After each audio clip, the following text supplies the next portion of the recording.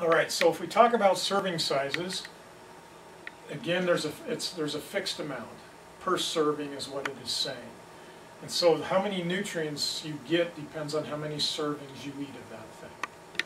So like a box of macaroni and cheese has, what, 2 servings in it or something. Well, if you eat the whole box, the whole package, you've eaten 2 servings, not 1 serving, so you have to double it. And here's the typical measures that are used in servings. It's either half a cup or a cup, like a slice of bread is a serving, an ounce of cereal would be a serving, 1 to 3 ounces of meat is a typical serving. And that's not very much. No. Well, they tend to err on that side, don't They do. So that we feel like we're doing better than we are. Years ago, we opened some frozen French fries. Thought we'd just throw those out with a bunch of vegetables for supper, and we, as a family of 9, ate 81 servings. No. You're kidding. Isn't that something? Yeah, you do. Yeah. Okay. So here's now over here you'll see a daily value that's listed. So and this is in percents. So this is, and it goes with the 2,000 calorie diet. So the daily values that are figured here, if you're looking at the percent of fat you're getting, percent of cholesterol, percent sodium, that is calculated based on this 2,000 calorie diet. So for a 2,000 calorie diet, as it says over here or down here, a person should consume less than 65 grams of fat, if you know what 65 grams of fat means. 20 grams of saturated fat, less than 300 milligrams of cholesterol, less than 2,400 milligrams of sodium, 300 grams of total carbohydrates, and 25 grams of fiber. Now, trying to understand that a little bit, we can put that, well, the 2,400 milligrams of sodium is about a teaspoon. So if you can picture that a little bit more. The 65 grams of fat, if you want to figure out how much that is, down right in here at the bottom, this is an important thing to understand. Fat has 9 calories per gram, carbohydrates have 4, and protein has 4. So that means if you have a gram of fat, there's 9 calories. If you have a gram of carbohydrate or sugar, white sugar, a gram of that is going to be 4 calories. So in other words, fat has twice as many calories, a little over twice as many calories in it per gram than the carbohydrates and protein does. So 65 grams of protein, they say you should have less than that, which works out to, you know how to figure that out, you would take 65 grams times 9 calories per gram divided by 2,000 will give you 30%. Now 30% fat, they're saying you should have less than that. That's a lot of fat in the diet, and it's more than most anybody would recommend probably. We recommend 20% or less is what you should do. And even 20% is a lot. The carbohydrates, figuring it out the same way, you take 4 calories per gram times, what do we have, 300 grams divided by the 2,000. They say you can do 60%. You should do, well, it actually doesn't say less than there, so they're recommending you do about that. But again, you don't want that to be refined, processed carbohydrates. We're talking about whole grains, whole fruits, vegetables that would have those carbohydrates in. Okay. Any questions on that?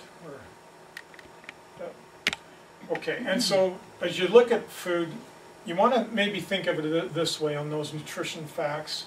5% is low, 20% is high. So like 20% fat, that's the high end. 5% low, well, you don't have to worry about that too much. You go back to that. So if we look at this, we want to go 5% think of 5% as low, 20% high, and that's just a pretty good way of looking at it. Whether it's in vitamins or anything, you can see it that way. So, okay, let's go back to, and this is what they're showing on this here, 5% low, 20% high in those recommended daily values that they have. All right, so we talk about percent daily values, and this is maybe a little way to look at that. The first one, we have vegetarian chili. And how much fat is in that? So 0. 0. So there's no added fat. It's all vegetable. They apparently haven't done any oil or anything in there, or not enough that they have to list it. Cholesterol 0, sodium 12% of the daily value. Pepperoni pizza. Things jump up. And how much, so we have 38% of your daily value of fat in how big of a portion? 1 slice. 1 slice. There's 8 slices to that. Servings per container 8. So you would eat just 1 slice, right? Not. All right.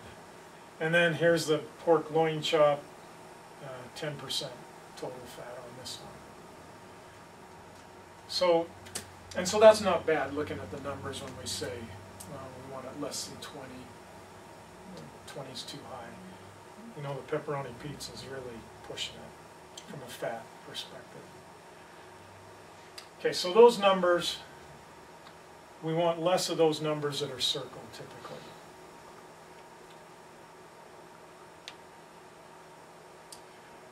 And sodium. Just add the salt in.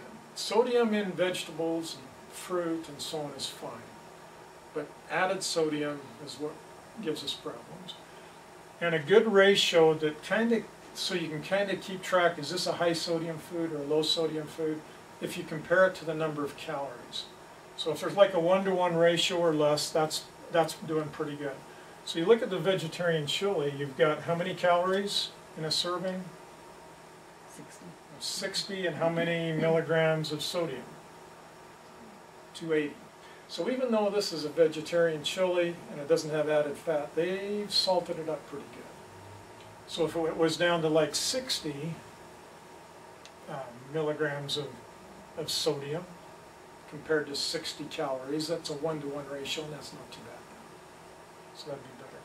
Pepperoni pizza, got 920 milligrams of sodium to 400 calories. 400 calories again in 1 slice, that's a lot. But 920 milligrams of sodium is a lot. Yeah. So and if we go back to 2,400 milligrams a day as your recommended amount, if you're going to do salt, 1 slice has a lot in it. You do 3 slices and you've got all the salt you need in a day. And then over here on the pork loin, 55 milligrams sodium. So this one isn't compared to 170 calories, so it doesn't have a lot of salt in it. Okay, now here's something else that is very confusing, and something that's good to understand as we talk about weight versus calories of things. So you go to the store and you want to buy whole milk, reduced fat, low fat, skim milk. Those are your options. Which one do you want to get? Which one would you typically pick? Low fat. Low fat, 1%, 2%. And what is this 1%, 2%? What is it making reference to? The amount of fat, right? Okay, so it's making reference to the amount of fat by weight that's in the milk. Okay, so this is in grams. But if you look at the number of calories, so look at the whole milk. It's 3.5%. There's 150 calories in a cup of milk. How many from fat? 70. So we have 70 calories from fat, which if we figure that out, it works out that 45% of the calories we're getting from the milk comes from fat. Okay, so there's these numbers. 3.5% is weight, but when we talk about so what makes up all the weight in the milk? If we have 3.5% fat, what's giving it the weight of the milk? Water. Water. It's water. So you're probably about 95% water. So you can take, so here's how they can say on the front of this box, or whatever it is, with something that's 3.5% fat, they can say 96.5% fat free. That's how they can label that. So if we look at the others, we see 2% milk is 35% calories come from fat, 18% come from fat, and the 1% in the skim milk doesn't have any fat in it. Therefore, there's no calories coming from the fat. Does that mean there's no calories in the milk? No. There's still 90. 90 calories, which comes from what? Protein and carbohydrates. There's 8 grams of protein, there's 4 calories per gram. So it's your fat and your carbohydrates and proteins that give you calories. Those are the 3 things that give you calories. So that's just kind of a confusing thing, but it's actually better to try to figure in terms of calories, because that's what we get. We think in terms of a 2,000 calorie diet, not in terms of how much weight of food we're going to consume. And so looking at dairy products like that, you see that's pretty high in fat. Well, skim milk isn't, but it still has a lot of calories in a serving, or it has 90 per cup. All right, so the third rule we wanted to mention is you want to look on that nutrition facts label, and your calories from fat should ideally be less than 20%. And sodium on a 1-to-1 rate. That's interesting. Hopefully that gives you some things to think about. Grab a box of something and start looking at the labels of it. See what's on there, and you might get some more questions asking that. And let me know if you. And those rules I gave you on that handout, some of those, that should help you work through some of that. Yeah, that's helpful. I remember so many times, looking at the label.